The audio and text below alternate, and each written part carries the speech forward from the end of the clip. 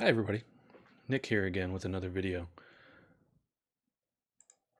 First thing, thank you guys so much for replying to my video and watching it a bunch of times. Like I was expecting to maybe get like 10, 15 views, something like that, and maybe it would be helpful for somebody. But like by the time I went to bed a few hours later, it had like 200 views, and like I looked on Reddit and it had like 60, 70 upvotes. I think that's probably like the most upvotes I've ever had on on Reddit, and I've been on there for probably too many years. So I wanted to make another video based on a comment in that post on Reddit. So let me go jump over to my desktop, and you guys can see this comment here. Hopefully, that's big enough for you guys to read. So the comment in question is by Stool of Man, and they say, "What a great and helpful video. Thank you so much for sharing. Your voice was bloody soothing too, which hopefully doesn't come across as too weird." So two of you guys mentioned this, and like I kind of can't tell you, like that's kind of a really awesome thing for me because I have this weird insecurity about my voice. I there's something wrong with my nasal passages. Um, so in my head, my voice sounds really nasally. And I had somebody say I had a weird voice when I was in like that formative teenage phase. And I've always had this sort of like, oh, your voice sounds really weird, kind of self-conscious kind of thing. So two people mentioned that. That's so nice of you guys. Like you're really helping my my self-esteem here. So anyway, they go on to say, I feel like I fit very well with what you are describing, having randomly set up an Ubuntu home server roughly 3 months ago, which now uses Docker, Plex, and is supporting a whole bunch of different kind of things. A bunch of other services I can't remember off the top of my head. Goes on to talk about some of the additional kind of tech stuff that they've been playing with, which is awesome. I think that's, going back to the first video that I posted, enthusiasm and playing with these things really does go a long way towards, really showing if somebody is a good fit for this kind of position and honestly this kind of lifestyle, because it tends to be a little bit of a lifestyle. So they go on to say, the only thing I feel that I struggle with is the actual going to work bit. I feel you. I think a lot of us struggle with that whole going to work bit regarding IT. So as I struggle with Asperger's, ADHD, and social anxiety quite a lot. I'm a history teacher, and I find it very difficult to show up to a workplace and interact with people. I'm Australian, which means that my healthcare and everything is taken care of, which has led me to avoid full-time work for most of my adult working life. So part of me is inclined to be like, congratulations on figuring out a way not to have to work full-time as an adult. But the other part of me is like, all right, well, this is somebody who's concerned about this and has mental health issues. And the one of the big pieces that I kind of wanted to make this video is that it hits home with me. I have some social anxiety stuff. I know that probably doesn't seem like the case because I'm making a video and putting myself out there. I'm also a teacher, so I've been doing various forms of IT training for about 10 years, in addition to like consulting work and working in the industry, for much longer. But getting in front of people for a number of years has made me kind of have to meet those issues head on to an extent. So the social anxiety piece definitely resonates with me, and I also have a history of depression, which is something that I'm sure anybody can tell you who suffers with depression can affect you no matter what role that you're in. So one of the pieces in terms of being an admin working in a corporate environment, whether this is IT or not, with a mental illness, that's probably the most important piece you've already done, right? You have diagnosed these issues. You've gotten medical help for them. That's massive. For me, pretty early on in my career, I didn't realize that I actually had depression as like a thing. I thought I just got down. And it did cause some problem in the first, really the second job that I had. In the second job that I had, I was a little bit depressed. And it affected my work performance.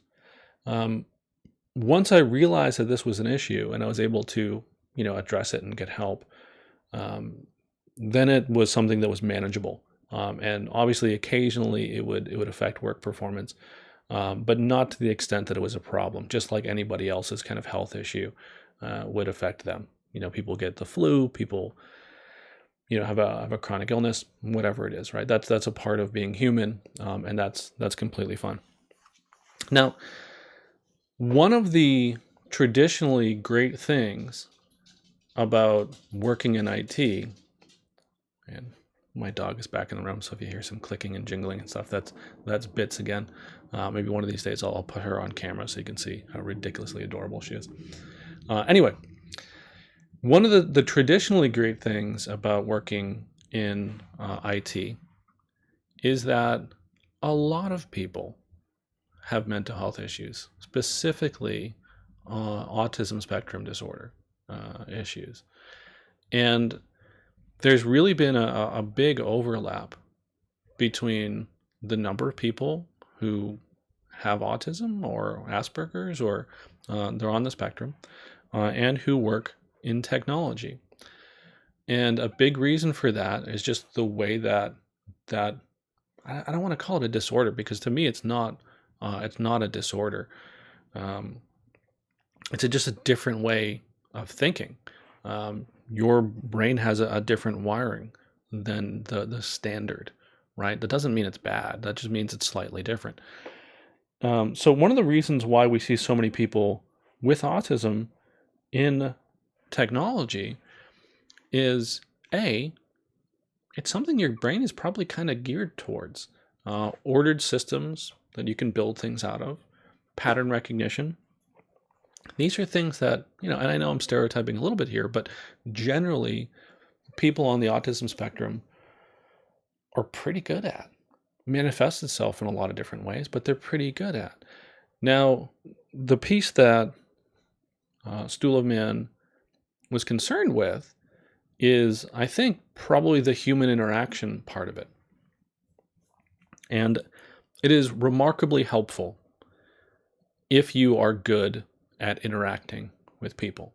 But when you think about the stereotypes, if you haven't seen the IT crowd, Moss on the IT crowd, I think probably pretty clearly has Asperger's or is on the autism spectrum. He's at the very least remarkably introverted. And you will notice that historically, at least, traditionally, at least in IT, most people were very introverted. I'm very introverted. Most of my colleagues that I've worked with over the years have been very introverted. Not all of them, but a lot of them. And one of the things that you'll see is that being an introvert allows you to spend a large time alone. And in order to be good at technology, you're probably going to have to, at least for some period of time, spend a large time alone, fixing things, reading up on technology, getting into stuff, studying this. And I mean, you don't have to. You can go through, the sort of university system that I think in many ways is geared towards non-introverted people, to sort of put them in a framework that allows them to study things that they wouldn't normally do on their own. And I'm grossly generalizing here. Please don't be offended if you're somebody who considers themselves an extrovert and you like studying things. It's, I'm not saying that you can't. But it's traditionally been made up of introverts. So there are definitely roles that you can fulfill where you can minimize the human interaction. This is one of the big reasons why almost all medium to large IT departments are going to have some kind of project manager. It gives a point person that can kind of wrangle the the herd of cats that are IT workers. So yeah, you don't have to be an extrovert. You don't have to be somebody who's incredibly comfortable with talking to people, with getting in front of a room and doing a presentation, for example. That's not a requirement in most IT shops. What you probably will have to do is talk to a small number of people fairly regularly. And the good thing is that that's something you can build up to, right? So if this is something that's particularly challenging, that's something that you can build up to. This is not quite as true as it used to be, but I think one of the things to sort of lean towards is potentially um, more of a DevOps type role. Um, and this is something I'll circle back to in probably another video. But to my mind, a DevOps position is sort of forked off of an administration position. Right? You can look at it a number of different ways. But the emphasis with those kind of roles is more on the tools development, programming, automation kind of stuff. And there's going to be an element of kind of traditional admin work, but a lot of this is going to be, more programming oriented. And being somebody that's more programming oriented means that generally you're going to interact with humans a little bit less than the more sort of traditional IT generalist, especially if you're in an environment where you're going to be doing end user support. I have very rarely worked in those kind of roles. The roles that I've sort of gravitated towards in my career were service and tech company roles, where we were running a software as a service kind of environment, where the company was a tech shop. So the goal was to produce a product that was a technology product, as opposed to, say, working in a law office where the goal of the IT department is to facilitate lawyers doing their job. It's a very different type of systems administration. Neither one is better than the other, but they're very different. Even if you're a very senior person in an environment where you're going to be doing, like a law office, that's just sort of my general example. Substitute any other kind of similar kind of thing. Even if you're a very senior person, you're probably still going to be doing a lot of user interaction, right? Whereas if you're working at, let's say, Google, right, or Netflix, or a big kind of tech company, you're still going to have to interact with your colleagues, but there's going to be a significantly smaller amount of interaction with end users. So what that's going to do is it's going to take the scope of people that you're going to have to deal with on a day-to-day basis, and it's going to drastically reduce that. So that might be something to look at when you're you're looking for a position that's a good fit. But during those interview questions, when you end up going out and doing interviews, which may be a little bit of a challenge for you because you're not by definition a super social person. One of the things that is a stereotypical question in interviews is, what is your weakness, right? And it's in a sense you can sort of gauge how good somebody is at interviewing with that, because it's not necessarily the best question, right? But if they ask that, it may be helpful, and it may end up losing you a potential job, but it may be helpful to just put that out there up front, and just embrace both sides of it. So, somebody says, what do you think your greatest weakness is in terms of, working as an admin or for, traditional kind of job role? Just dive in. Dive right in. Oh, I'm on the autism spectrum. For me, it's a little bit difficult to interact with people.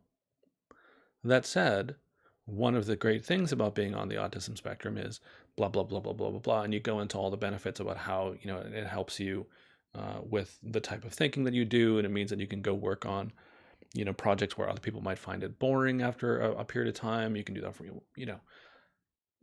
you present both sides of it. You say, this is my weakness, and my weakness also happens to be my strength. So I think that's something to look at. Finding that initial job may be a little bit difficult, especially with somebody who doesn't have as much experience. When you're new to the industry, that getting in is a little bit difficult.